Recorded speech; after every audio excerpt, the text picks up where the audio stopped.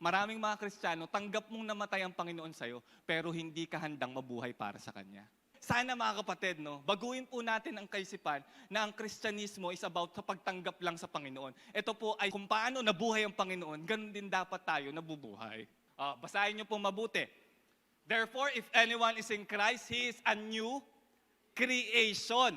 Hindi niya sinabing, if anyone is in Christ, he has a better behavior.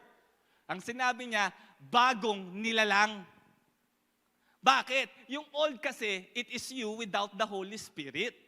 Yung new, it is you with the Holy Spirit. Bagong nilalang ka, hindi dahil gumanda ang behavior mo, kundi dahil meron kang Holy Spirit deep inside of you. That's being new. Hindi ka na sa mundo na to, ikaw ay sa Panginoon na.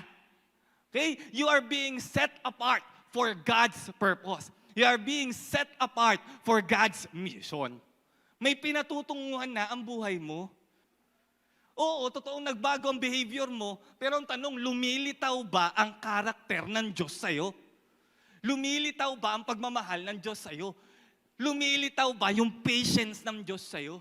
Alam kong mapagpasensyoso ka na dati, pero ngayon, iba na ang pasensya mo. Dahil ang pasensya na yan, hindi na galing sa'yo. Don't measure a changed life based on your past behavior. Measure a changed life based on God's character in you.